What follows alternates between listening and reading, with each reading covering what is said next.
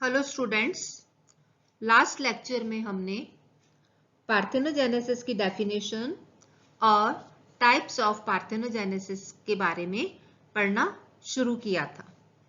आज हम उसी टॉपिक को कंटिन्यू करेंगे। लास्ट लेक्चर में हमने टाइप्स ऑफ पार्थेनोजेनेसिस शुरू किया था, जिसमें हमने पार्थेनोजेनेसिस को देखा दो तरह का होता है। First haploid parthenogenesis and second diploid parthenogenesis. Haploid parthenogenesis को हमने लास्ट लेक्चर में समझ लिया था। आज हम डिप्लॉइड पार्थेनोजेनेसिस स्टार्ट करेंगे। अब ये डिप्लॉइड पार्थेनोजेनेसिस क्या होता है? ये डिप्लॉइड पार्थेनोजेनेसिस में जो एम्ब्रियो का डेवलपमेंट होता है वो डिप्लॉइड एग से ही होता है, लेकिन वो एग फर्टिलाइज्ड नहीं होता है। अब ये जो एग है ये डिप्लॉइड कैसे हो जाता है, तो इस बेस पर इनको अलग अलग क्लासिफाई किया गया है। ये कई बार क्या होता है, जब इसमें मियोटिक डिवीजन हो रहा होता है तो मियोटिक डिवीजन के टाइम एग और पोलर बॉडी अलग हो जाती हैं, लेकिन किसी कारणवश एग और पोलर बॉडी आपस में मिल जाती हैं या आपस में जुड़ जाती हैं, जिससे वो एग डिप्लॉइड हो जाता है। और इस डिप्लॉइड पार्थेनोजेनेसिस को टू पार्ट में डिवाइड किया है, अमियोटिक थैलीटॉकी एंड सेकंड मियोटिक थैलीटॉकी। फर्स्ट हम देखेंगे अमियोटिक थैलीटॉकी। अमियोटिक थैलीटॉकी में क्या होता है कि जब oogenesis का प्रोसेस होता है, तो हमने oogenesis के प्रोसेस में देखा था कि मैच्योरेशन फेज में जो मियोटिक डिवीजन होता है वो टू पार्ट्स में होता है, meiotic first and meiotic second, यानी कि अर्धसूत्री विभाजन 1 एंड अर्धसूत्री विभाजन 2। लेकिन इस टाइप में जो मियोटिक थैलीटॉकी होता है उसमें फर्स्ट मियोटिक डिवीजन नहीं होता है, सिर्फ सेकंड मियोटिक डिवीजन होता है। और सेकंड मियोटिक डिवीजन हमको मालूम है कि वो एक माइटोटिक डिवीजन के समान होता है। इसमें जो मदर सेल में क्रोमोसोम्स की संख्या होती है उतनी ही डॉटर सेल्स में क्रोमोसोम्स की संख्या होती है। तो इसलिए इसमें क्या होता है कि क्रोमोसोम्स की संख्या आधी नहीं होती है और वो डिप्लॉइड ही रहती है। और इस तरह से इस प्रकार से जो एग्स बनते हैं उनमें क्रोमोसोम्स की संख्या डिप्लॉइड ही रह जाती है, और इस तरह से वो डिप्लॉइड एग से ही एम्ब्रियो का डेवलपमेंट होता है।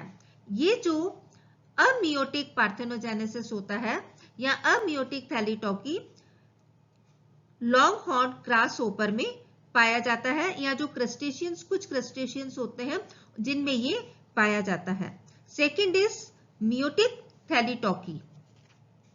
मियोटिक थैलीटॉकी में जब oogenesis होता है तो oogenesis में मियोटिक डिवीजन कंप्लीट होता है, यानी कि मियोटिक फर्स्ट भी होता है और मियोटिक सेकंड डिवीजन भी होता है। लेकिन फिर भी किसी न किसी कारण या किसी न किसी अवस्था में उसमें क्रोमोसोम्स डिप्लॉइड हो जाते हैं। ये जो डिप्लॉइड एग्स होते हैं वो बिना फर्टिलाइजेशन के ही एम्ब्रियो में डेवलप होते हैं। अब ये डिप्लॉइड कैसे हो जाते हैं तो वो हम देखेंगे। ये दो तरह से होते हैं, first is by restitution and second is by auto fertilisation. यानी कि जो एग होता है वो हैप्लॉइड अवस्था में नहीं होता है, वो डिप्लॉइड अवस्था में ही रहता है। वो कैसे होता है? First is by restitution. इस प्रोसेस में क्या होता है, जब प्राइमरी oocyte में जनरल प्रोसेस से जब फर्स्ट मियोटिक डिवीजन होता है और इस मियोटिक डिवीजन में जो क्रोमोटेट्स होते हैं वो ऑपोजिट पोल में चले जाते हैं, और वहां तक तो ये डिवीजन सामान्य होता है, लेकिन बाद में इसमें साइटोकाइनेसिस नहीं होता है, और इस तरह से जो क्रोमोसोम्स की संख्या है वो डिप्लॉइड अवस्था में ही रह जाती है। और सेल्स में जो ये क्रोमोसोम्स के पेयर्स बनते हैं वो क्रोमेटिड्स में डिवाइड होते तो हैं, लेकिन डॉटर सेल्स में अलग नहीं होने के कारण ये रेस्टिट्यूशन कहलाते हैं। अब इस सेल में जब सेकंड मियोटिक डिवीजन होता है तो 4 के बजाय 2 डॉटर सेल्स ही बनती हैं, और उनमें भी क्रोमोसोम्स की संख्या डिप्लॉइड ही रहती है। इनमें से जो बड़ी सेल होती है वो एग बनाती है और जो छोटी सेल होती है वो पोलर बॉडी बनाती है। इस तरह का जो पार्थेनोजेनेसिस होता है वो इंसेक्ट्स में प्रेजेंट होता है। जो इंसेक्ट्स के लेपिडोप्टेरा एनिमल्स होते हैं उनमें पाया जाता है। Second is by auto fertilisation. ये एक दूसरा तरीका है जिससे एग्स में क्रोमोसोम्स की संख्या डिप्लॉयड हो जाती है।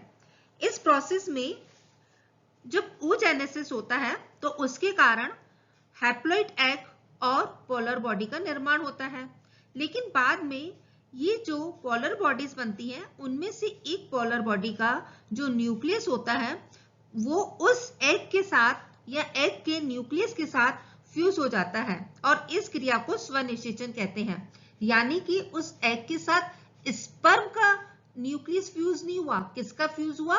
पोलर बॉडी का। यानी एग और पोलर बॉडी के न्यूक्लियस मिलकर के उस एग को डिप्लॉयड बना देते हैं। जबकि फर्टिलाइजेशन में क्या होता है? फर्टिलाइजेशन में एग स्पर्म के साथ फ्यूज होता है, वो एक सिंपल प्रोसेस फर्टिलाइजेशन कहलाता है। लेकिन यहाँ पर एग पोलर बॉडी के एग का जो न्यूक्लियस है पोलर बॉडी के न्यूक्लियस के साथ फ्यूज हो रहा है, तो हम इसको ऑटो फर्टिलाइजेशन कहते हैं और इस कारण एग में डिप्लॉयड क्रोमोसोम्स की संख्या हो जाती है। और इस तरह का जो पार्थेनोजेनेसिस है वो क्रस्टेशियन में पाया जाता है और ये जो क्रस्टेशियंस होते हैं ये हायर कंसंट्रेशन वाले जिसमें ज्यादा सॉल्ट होती है उस पानी में ये पाए जाते हैं और इनके एग्स में गुणसूत्रों की संख्या डिप्लॉयड होती है और इस तरह से ये बाय ऑटो फर्टिलाइजेशन से इनमें पार्थेनोजेनेसिस पाया जाता है। इस स्लाइड में हम देख सकते हैं कि जो प्राइमरी oocyte है उससे जो सेल बनी उसमें क्रोमोसोम्स दोनों पोलर साइड पे चले गए हैं, लेकिन पोलर साइड पर जाने के बाद जो सेल है उसमें साइटोकाइनेसिस नहीं हो रहा है और उसमें उसके बाद जो सेकेंड मैच्योरेशन डिवीजन हो रहा है उससे सिर्फ दो सेल्स बन रही है, first is ovum and second is polar body. और इस तरह से इन दोनों सेल्स में क्रोमोसोम्स की संख्या डिप्लॉयड है और एक सेल से इसमें 4 सेल्स नहीं बन करके, एक प्राइमरी oocyte से 4 सेल्स नहीं बन करके सिर्फ 2 सेल्स बनती हैं और दोनों सेल्स में डिप्लॉयड क्रोमोसोम्स की संख्या पाई जाती है। इस डायग्राम में आप देख सकते हैं कि प्राइमरी oocyte से 2 सेल्स बनी, एग और पोलर बॉडीज। अब जो ओवा है उसके साथ एक पोलर बॉडी फ्यूज हो रही है और उस पोलर बॉडी के फ्यूज होने की वजह से ये ऑटो फर्टिलाइजेशन कहलाया और डिप्लॉयड सेल बनती है। तो इस तरह से ये प्रोसेस ऑटो फर्टिलाइजेशन कहलाता है जिसमें एग स्पर्म के न्यूक्लियस के साथ फ्यूज नहीं होकर के पोलर बॉडी के साथ फ्यूज होता है और डिप्लॉयड होता है। तो स्टूडेंट्स, आज हमने डिप्लॉयड थैलीटोकस पार्थेनोजेनेसिस के बारे में पढ़ा, जो कि 2 तरह से होता है, अमियोटिक थैलीटोकी पार्थेनोजेनेसिस एंड मियोटिक थैलीटोकी पार्थेनोजेनेसिस। फिर जो मियोटिक पार्थेनोजेनेसिस है, थैलीटोकी पार्थेनोजेनेसिस, फिर वो 2 पार्ट्स में डिवाइडेड है, by restitution and by auto fertilisation. और दोनों ही प्रोसेस में हमने देखा कि जो एग है वो स्पर्म के न्यूक्लियस के साथ फ्यूज नहीं होता है, फिर भी वो डिप्लॉयड हो जाता है।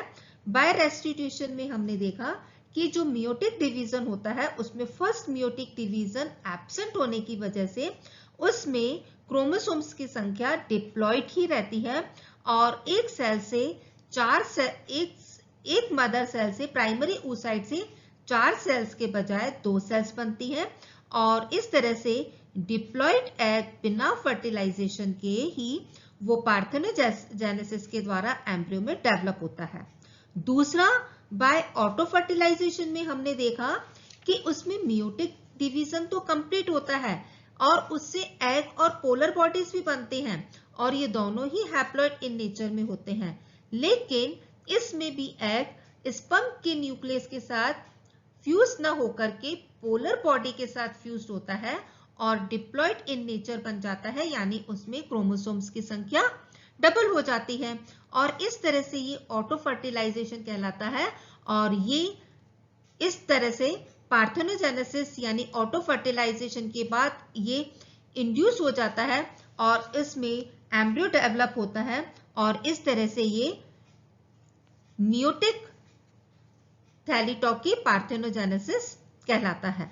Okay, thanks class.